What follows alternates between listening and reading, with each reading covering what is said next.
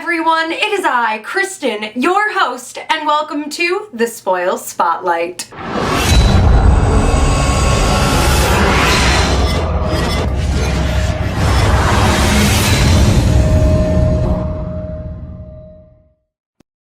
This is our weekly web show where we keep you all up to date on news, tournaments, events, and featuring your Spoils fan creations. So let's dive right into it. This past weekend was DragonCon and we had such a good time. I personally was not there, and seeing all the pictures of how much fun you guys were having was making me super jealous. I will slay you another year, Dragon of DragonCon. Thank you to everyone who came by to support us and say hi, and to any new players we met there. It is super great to have you here. The next thing that we're gonna be at is next week, which is the Alliance Distribution Open House in Fort Wayne, Indiana. Retailers, make sure to stop by our booth. We want to see you there. And if you guys have any questions about any other events coming up, be sure to head on over to our website, thespoilscardgame.com, and hit that special events and news tab. It has both special events and news on there. Now it's time for our next segment in the Spoil Spotlight, which is talking about lore. Let's get back to Seed Saga. Where we last left our story, Gideon's wife Elizabeth had failed to turn their son into a Bardoose. Just want to remind you of this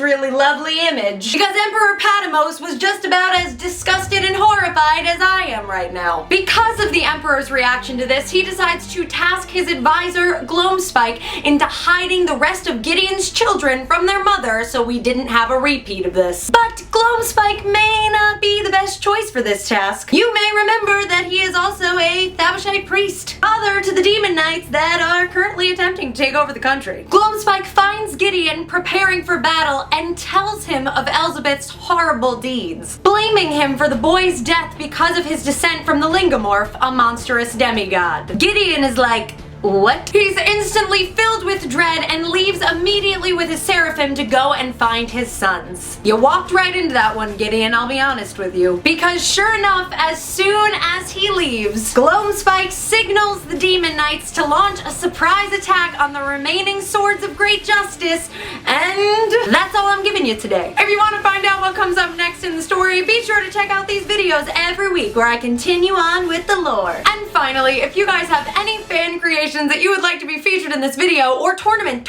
reports, tournament pics, tournament things, be sure to email us at spoilspotlight@thespoils.com, and they could end up right here with my face in this area, or maybe this area. Sometimes we get wild. As always, be sure to follow us on all of our social media. We have Facebook, Tumblr, Twitter, and Instagram. Also check out our website, thespoilscardgame.com, every Wednesday for a new comic book page and for all the updates that you need. And as previously mentioned, I'm here doing this every week. Until we meet again, my name is Kristen, and this has been the Spoil Spotlight.